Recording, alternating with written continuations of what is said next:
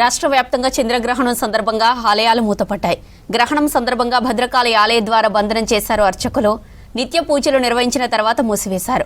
గ్రహణం తర్వాత తిరిగి రాత్రి 7 గంటలకు ఆలయాన్ని సంప్రోక్షణ శుద్ధి కార్యక్రమాలు నిర్వహించనున్నారు.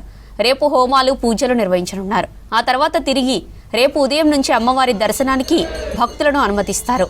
చంద్రగ్రహణం ఉన్న హోలీ పండుగ జరుపుకోవచ్చంటున్నారు అర్చకులు. దీనిపై మరిన్ని డీటెయిల్స్ కృష్ణమోహన్ అందిస్తారు. చంద్ర గ్రహణం నేపథ్యంలో ఆలయాలన్నీ కూడా ద్వారబంధనం చేస్తున్నారు. అయితే ఇవాళ ఉదయం నుంచి కూడా ఆలయానికి సంబంధించినటువంటి సంప్రోక్షణ రేపు చేస్తారు. అయితే ఉదయం ఆలయాన్ని తెరిచిన తర్వాత నిత్య కైంకర్యాలు, అదేవిధంగా ప్రాతకాల పూజలు అవన్నీ కూడా నిర్వహించిన తర్వాత నిత్యం జరిగేటువంటి పూజా కార్యక్రమాలు ఏవైతే ఉంటాయో అవన్నీ కూడా నిర్వహించారు. ఆ తర్వాత ఆలయానికి సంబంధించినటువంటి నైవేద్యాలు కానీ అవన్నీ మహా నైవేద్యాలు పెట్టిన తర్వాత ద్వారబంధనం చేస్తున్నారు. చంద్రగ్రహణ నేపథ్యంలో ఆలయాలన్నీ మన ప్రస్తుతం వరంగల్లో ఉన్నటువంటి సుప్రసిద్ధ భద్రకాళి దేవస్థానంలో ఉన్నాం. ఆలయానికి సంబంధించినటువంటి పూజా కార్యక్రమాలు అన్నీ కూడా పూర్తి చేసిన తర్వాత వేద పండితుల ఆధ్వర్యంలో ఆలయాన్ని ద్వారబంధనం చేస్తున్నారు. వరంగల్లో ఉన్నటువంటి సుప్రసిద్ధ ఆలయాలన్నీ కూడా అంటే ఇక్కడ 1000 స్తంభాల దేవాలయం కావచ్చు, అదేవిధంగా భద్రకాళి దేవస్థానం కావచ్చు, ఇదేవిధంగా ఉన్నటువంటి అన్ని ఆలయాలు, పాలకుర్తి సోమేశ్వర దేవస్థానం కావచ్చు, ఇలా చెప్పుకుంటూ పోతే ఉన్నటువంటి ఆలయాలన్నీ కూడా ఉదయం ప్రాతకాల పూజలన్నీ కూడా నిర్వహించిన అనంతరం నిత్య కైంకర్యాలు ఏవైతే ఉంటాయో అవన్నీ కూడా పూర్తి చేసిన తర్వాత చంద్రగ్రహణ నేపథ్యంలో ఆలయానికి సంబంధించినటువంటి ద్వారబంధనం చేశారు. ప్రస్తుతం అర్చకులను ఆయనతో కూడా మాట్లాడదాం. అంటే చంద్రగ్రహణ ప్రభావం ఏ విధంగా ఉంటుంది, తర్వాత ఆలయాలకు సంబంధించినటువంటి ఈరోజు ద్వారబంధనం చేశారు కదా, మళ్ళీ ఎప్పుడు తెరుస్తారు, తర్వాత మళ్ళీ సంప్రోక్షణ కానీ ఇవన్నీ కూడా ఎట్లా జరుగుతాయి? ఈరోజు కేతుగ్రస్త చంద్రగ్రహణం ఉంది. మధ్యాహ్నం 3:19 నుంచి సాయంత్రం 6:45 ఈ గ్రహణం సంభవిస్తుంది.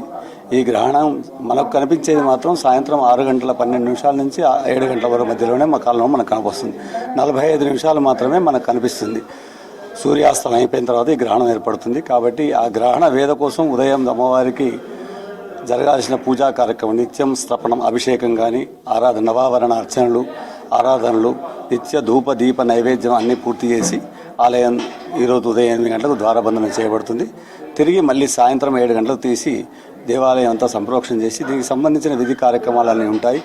రేపు ఉదయం సూర్యోదయం అయిపోయిన తర్వాత మిగతా హోమ కార్యక్రమాలను నిర్వహించి అమ్మవారి భక్తులకు దర్శనం కల్పించబడుతుంది. సో అంటే సాయంత్రం సంప్రోక్షణ సమయంలో కూడా కేవలం అంతర్గిక పూజలేనా, లేకపోతే భక్తులను కూడా అనుమతించే అవకాశం? భక్తులను ఎవరిని అనుమతించబడదు. రేపు ఉదయం హోమాది కార్యక్రమాలు పూర్తయిన తర్వాతనే భక్తులకు అనుమతి లభిస్తుంది.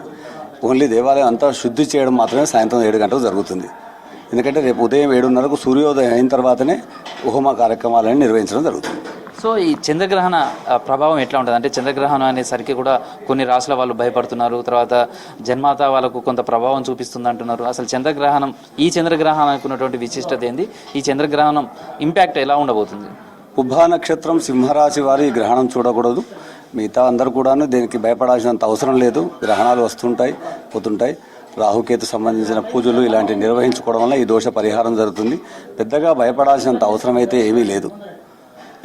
దాని గురించి పెద్ద భయపడాల్సిన అవసరం లేదు. ఎవరైతే పుబ్బ నక్షత్రం సింహరాశి జాతకులు ఎవరైతే ఉన్నారో వారు, సింహరాశికి సంబంధించిన వారు కూడాను రేపు ఉదయం పూజా కార్యక్రమాలు నిర్వహించుకొని ఈరోజు పట్టినప్పుడు కూడాను స్నానం చేసి ఈ యొక్క పట్టు స్థానం, విడుపు స్థానం రెండూ చేసి ఆ పట్టినప్పుడు వారి దైవనామస్మరణ, వారికి ఇష్టదైవం ఎవరైతే వారు, విష్ణువు అయితే విష్ణువు, శివుడైతే శివుడు, అమ్మవారైతే అమ్మవారు, ఆ నామస్మరణ చేసుకుంటూ కూర్చొని గ్రహణం పెట్టిన తర్వాత మళ్ళీ స్నానం చేసి దేవతారాధన చేసుకొని రేపు ఉదయము దగ్గరలో ఉన్న దేవాలయం కానీ మన ఇంటి పురోహితులు ఎవరైతే ఉంటారో వారి ఇంటికి వెళ్ళి కానీ ఒక చంద్రబింబము, సర్పము, బియ్యము, ఇలాంటి కూరగాయలు సాయిత్యంలాగా మనం ఇస్తుంటాం. అలాంటి వస్తువులను కూడా బ్రాహ్మణ భోజనం పెట్టాలి. కాబట్టి ఆ సాయిత్యం సంబంధించిన సామానంతా కూడాను బ్రాహ్మడికి ఇచ్చి దక్షిణాపూర్వకంగా ఇచ్చి నమస్కారం చేయడం వల్ల ఈ దోష పరిహారం జరుగుతుంది. అంతేగాని పెద్దగా భయపడాల్సినంత అవసరం లేదు. సో చాలా మందికి పట్టు స్నానం, విడుపు స్నానం అంటారు. అంటే అసలు ఈ చంద్రగ్రహణ సమయంలో ఏ సమయంలో పట్టు స్నానం చేయాలి, తర్వాత విడుపు స్నానానికి సంబంధించినటువంటి చేయాలి? ఈ మధ్యకాలంలో జపాలు కానీ అవన్నీ కానీ దైవస్మరణ, నామస్మరణ చేయడం కానీ ఇవన్నీ చేసుకోవచ్చు. మామూలుగా పట్టు స్నానం అంటే ఈ గ్రహణం పడుతుంది కాబట్టి ఈ గ్రహణ సమయంలో మనం జపం చేసుకోవాల్సిన అవసరం, పూజాధికారాలు నిర్వహించాల్సిన అవసరం ఉంటుంది. కాబట్టి ఈరోజు ఉదయము 11 గంటలకల్లా ఏదైనా అల్పాహారం స్వీకరించి, పాలు, పండ్లు అలాంటివి స్వీకరించి, వృద్ధులకు, చిన్నపిల్లలకు, అలాంటి రోగగ్రస్తులకు ఇలాంటి నియమాలు ఏమీ లేవు.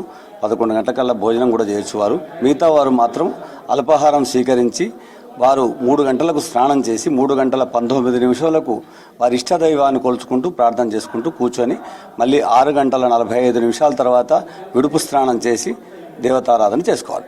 సో ఇవాళ హోలీ పండుగ కూడా వసంతోత్సవం జరుపుతారు. ఇప్పుడు హోలీ కానీ ఇవంతా కూడా జరుపుకునే వాళ్ళు ఇవాళ జరుపుకోవాలనుకుంటున్నారు, కొంతమంది రేపు జరుపుకోవాలనుకుంటున్నారు. ఎట్లా అసలు? మనకు సమయం ఉంది. గ్రహణం పట్టడానికి 3 గంటల 19 నిమిషాలు గ్రహణం పడుతుంది. ఈ నిన్న కామదహనం అయింది, ఇవాళ ఉదయం హోలీ పండగ.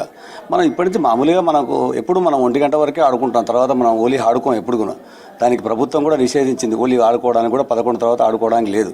కాబట్టి ఈరోజు కొంచెం 11 గంటలకు పూర్తి చేసుకోవడం సరిపోతుంది. పౌర్ణమి రోజు ఆడుకుంటూ అవుతుంది, రాత్రి కామదహనం అయిపోయింది. ఈరోజు ఉదయం 11 గంటలకల్లా హోలీ ఆడుకొని భోజనాలు స్వీకరించి చూసుకోవచ్చు. మరోవైపు చంద్రగ్రహణ నేపథ్యంలో కూడా హోలీ పండుగ మాత్రం 11-12 లోపలనే పూర్తి చేసుకోవాలనేది కూడా వేద పండితులు చెప్తున్నారు. నిన్న కామదహన కార్యక్రమం అన్ని కూడా పూర్తి చేశారు. ఇవాళ హోలీ పండుగ కూడా యువతంతా కూడా సిద్ధమవుతుంది. వరంగల్ కూడా కలర్ఫుల్గా మారుతుందని చెప్పుకోవచ్చు. మరోవైపు ఆలయాలన్నీ కూడా ద్వారబంధంతో మూసివేశారు. Video journalist Dasharatha, Krishnamohan, V6 news, Bhadrakali దేవస్థానం నుంచి.